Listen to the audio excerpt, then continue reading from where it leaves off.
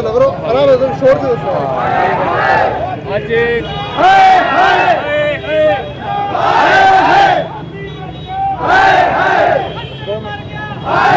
दो मिनट भी नहीं ये लखनपुर की आज ये होलिका दहन के क्या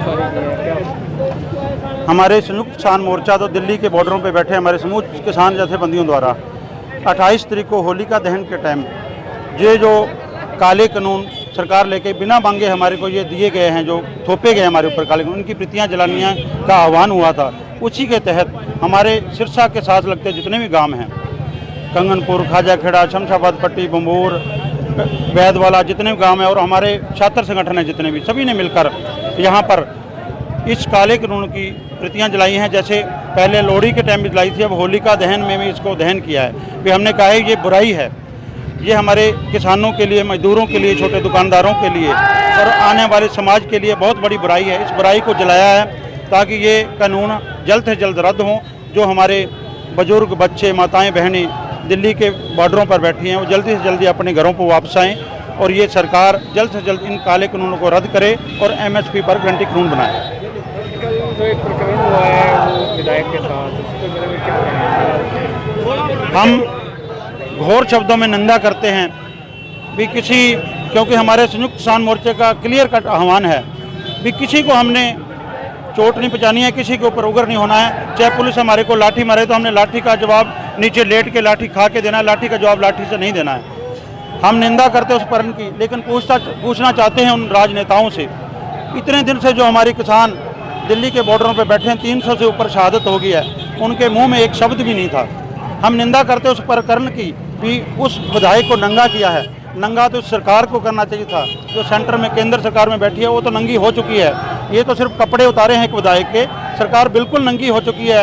इस काले कानूनों को लेके आई है। जो और भी कोई भी ऐसा वर्ग नहीं है देश का, चाहे कोई हमारे आंगनवाड़ी के हैं, चाहे टीचर है, चाहे डॉक्टर है, चाहे कोई भी वर्ग है, कर्मचारी है, रोडवेज वाले हैं, बैंक वाले हैं, LIC वाले हैं, सब सड़कों पर हैं।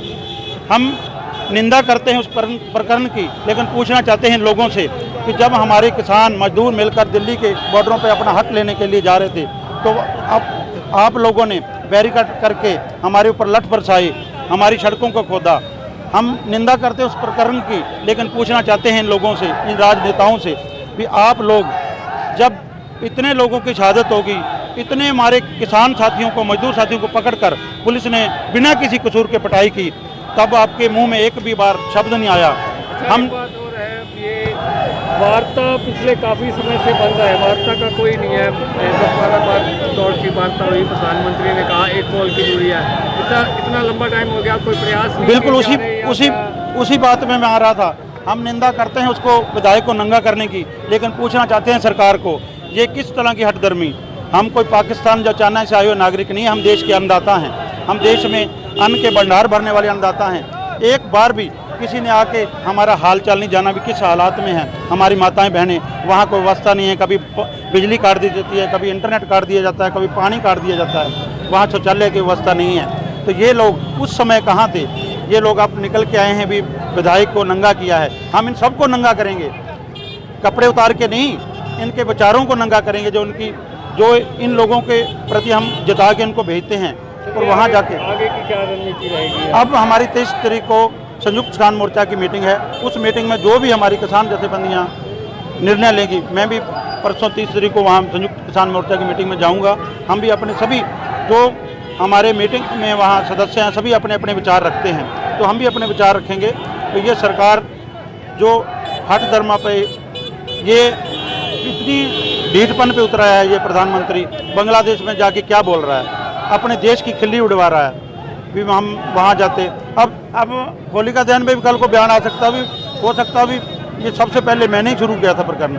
इसको कुछ नहीं पता भी मैं क्या बोल रहा हूँ, कैसे बोल रहा हूँ, अपने देश की गरिमा का भी ख्याल नहीं है, अपने पद का भी ख्याल नहीं है, क्या बोल रहा है। ऐसे जो प्रधानमंत्री पद पर बैठा हुआ ये बंदा है, आदमी है, इसको लायक ही नहीं है इसमें प्रधानमंत्री के पद पर बैठाया जाए, क्योंकि सब जान चुके हैं।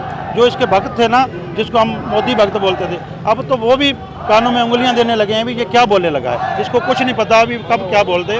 भी हमारे जैसे व्हाट्सएप पे वो भी आ रहा है भी कल लोग श्रीलंका में गया तो हो सकता है ये कहते भी लंका को आग भी मैंने लगाई है।